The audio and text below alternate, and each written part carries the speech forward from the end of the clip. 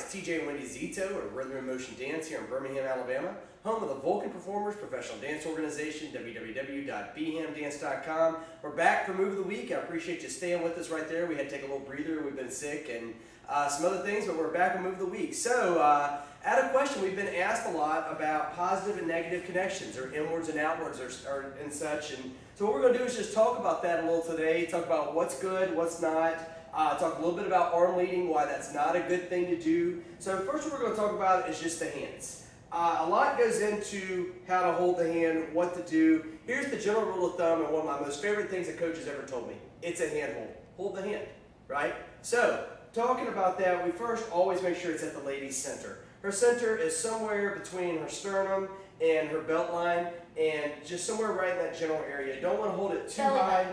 You don't want to hold it too high. You don't want to hold it too low. Somewhere right around the belly button region. This is going to give the best possible lead that's going to get to her body. If we've got it too high, we're going to get some arm bend in there. If we got it too low, we're going to have a straight arm, not get a direct lead. So somewhere right in the middle is a good rule of thumb for that. And then also what we're going to do is make sure the hand is going to fall what I like to call the pleat of the pants, but Wendy laughs at me and says that's a little old school that no pants have pleats, although mine do. You're an old man. So I'm an old man, so I can have that. So Wendy will talk about where that falls, where the hand should fall. Really, it should be just to the inside of your hip bone. So if you were going to think of your skeleton, where your bones are, you want to go just to the inside of your hip bone. Okay? And the reason that we're going to go there, if the hand is on the outside of the body, then we're getting all arm. And that's really tough because a lot of times if you've had some ballet or jazz or some formal dancing, Wendy's going to take that right there. Your objective a lot of times is to hold that open frame so you're so used to being in this position. But what's going to be different for couples dancing is we're going to actually flip this down and relax it a little bit. Well, one of the biggest things that I see when I go to teach people, and I remember having this habit myself, coming up the ranks with things, is that you try to make a position happen with your arms. You don't ever want to make a position happen. It's not holding in, it's not stretching out, it's not pulling back. What I like to think of is just shaking somebody's hand and relaxing, and that's a good natural distance of where we should be. One of the biggest habits I think I see is people that try to hold it into the rib cage and they squeeze their arm here. We've all been told the general rules of thumb. The general rules of thumb is pretty much that we don't ever want the arm to stretch, right? And we don't ever want it, to break past the side. So what happens is people know it's not supposed to stretch, so they squeeze it tight to right here to the rib. And so they squeeze it so tight that we actually can't get a good lead on the body.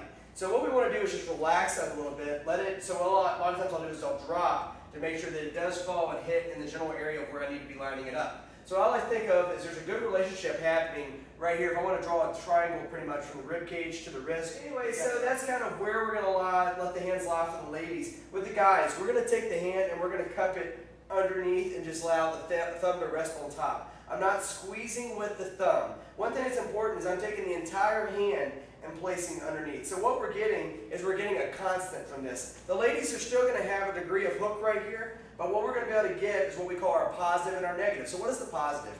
The positive is when we're going to connect to the inside of the lady's palm right here, the inward. Some people call this an inward connection or a positive. You think of like a plug going into the socket, right? We're going to make a positive connection. I'm going to make that with the back side of my hand, just positive connection.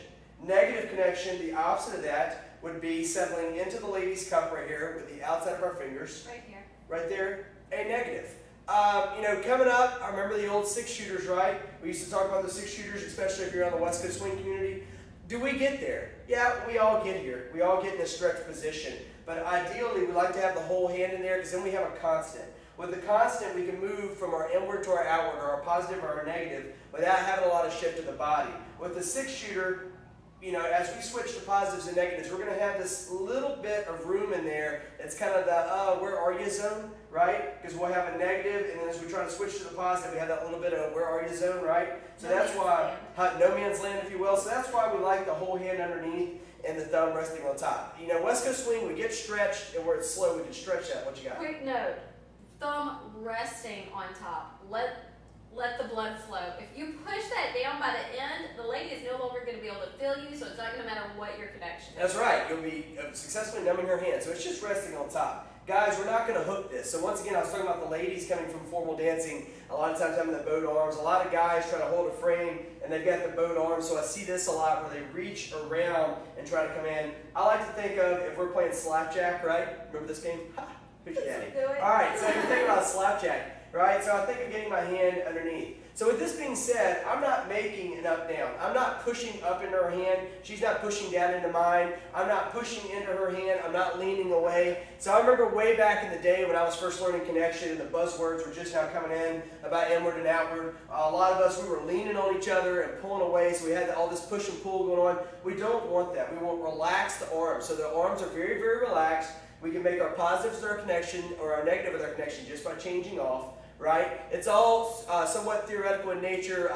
The physicality of it, yes, nose, belly button, and toes are a little bit forward on an inward, but it's not the extreme inward, right? And the back of the head is never going over the heels for the outward. So what we're not ever getting on a negative connection or an outward connection, if you'll watch, I'm never leaning away. I'm never leaning in. It's just working from my center. My center is slightly forward. My center is slightly back. And that's our positives and our connections and our negatives and our connections. So once again, it's not a push. It's not a pull. It's not a lean. It's not a stretch, right? We talk about the theoretical rubber band. We've all heard this theory, but we are not making that happen with our body. And I remember that was one of my big errors coming up, is I was always trying to make this rubber band, right? I was trying to think stretch to the extreme. It's more of a logistical stretch. Yeah, that was nice. It's more of a logistical stretch that's happening through our midsection, through our center, not a physical stretch of the body that offsets us, that gets us in a bad position with our center, our mid-center actually behind us. So once again, what we're talking about here is just when we're into the outward connection,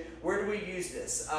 Anytime that we're moving backwards, we're in a negative, right? So anytime that we're even moving backwards, we're in a negative. If we're moving forward, we've made our positive connection, we're moving forward. So it's more of a constant, not something that happens. One of the big misunderstandings I had is I thought connection was this thing that happened before we went into a trick. Or connection was this thing that happened before we hit a line. You should always, connection is a constant. The way I like to describe it now is you've got two wires, right? You wrap them together, the light bulb comes on.